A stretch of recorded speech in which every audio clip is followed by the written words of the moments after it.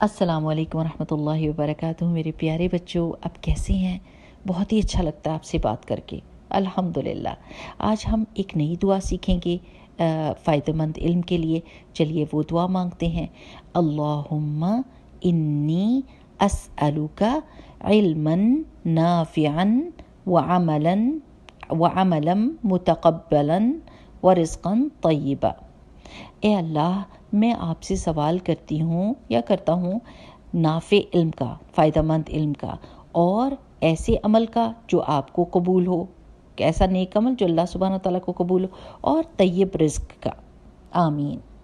آج میرے پیارے بچوں جس صورت کے بارے میں آپ کو بتاؤں گی وہ بہت ہی خوبصورت صورت ہے، اور وہ تب اللہ سبحانہ تعالیٰ نے ہمارے پیارے نبی صلی اللہ علیہ وسلم کی طرف بھیجی جب قریش، جو مکہ کے لوگ تھے، وہ رسول اللہ صلی اللہ علیہ وسلم کو بہت ہی تنگ کر رہے تھے، ان کو جسمانی اور جذباتی تکلیفیں دیتے۔ وہ رسول اللہ صلی اللہ علیہ وسلم کا مذاق اڑاتے، اور ان الفاظ کی وجہ سے رسول اللہ صلی اللہ علیہ وسلم اداس ہو جاتے، لیکن اللہ سبحانہ و تعالیٰ کوئی ایسا پیغام بھیج دیتے جس کی وجہ سے رسول اللہ صلی اللہ علیہ وسلم کو طاقت مل جاتی، ہمت مل جاتی، اعتماد مل جاتا، الحمدللہ۔ چلیے دیکھتے ہیں کہ اللہ سبحانہ وتعالیٰ نے کیا میسج بھیجا تھا رسول اللہ صلی اللہ علیہ وسلم کو۔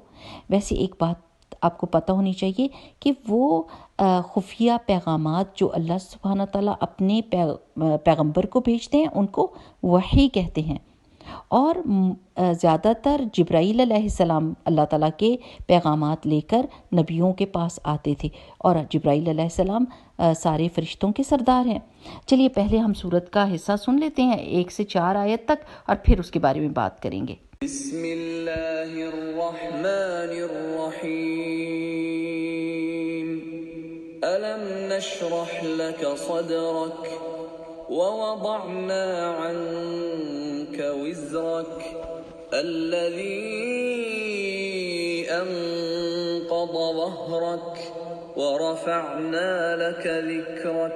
اللہ سبحانہ و تعالیٰ فرما رہے ہیں کہ اے محمد صلی اللہ علیہ وسلم، کیا ہم نے آپ کے لیے آپ کا سینہ کھول نہیں دیا اور آپ سے آپ کا وہ بوجھ اتار دیا جو آپ کی کمر توڑ رہا تھا، اور آپ کے لیے آپ کا ذکر بلند کر دیا۔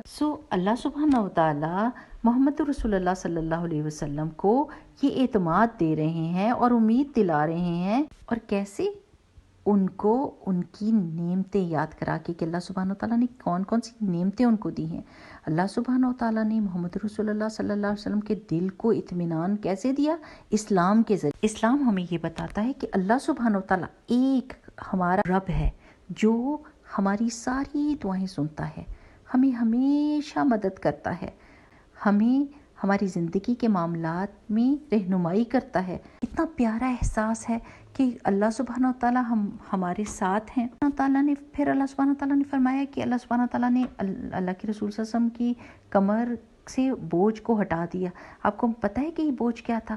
جب رسول اللہ صلی اللہ علیہ وسلم لوگوں کو، اپنے ہی لوگوں کو بتوں کی پرستش کرتے ہوئے دیکھتے، لوگوں کو دھوکہ دیتے ہوئے، آپس میں لڑتے ہوئے دیکھتے، کیونکہ رسول اللہ صلی اللہ علیہ وسلم بہت حساس انسان تھے، تو ان کو برے کام برے ہی دکھتے تھے، اور وہ کبھی بھی ان کو جسٹیفائی نہیں کرتے تھے یہ کہہ کے کہ سب کر رہے ہیں تو ٹھیک ہی ہوگا تو میں بھی کر لیتا ہوں، نہیں، بلکہ وہ نہ تو خود کرتے تھے اور نہ ہی دوسروں کے لیے اس کو پسند کرتے تھے۔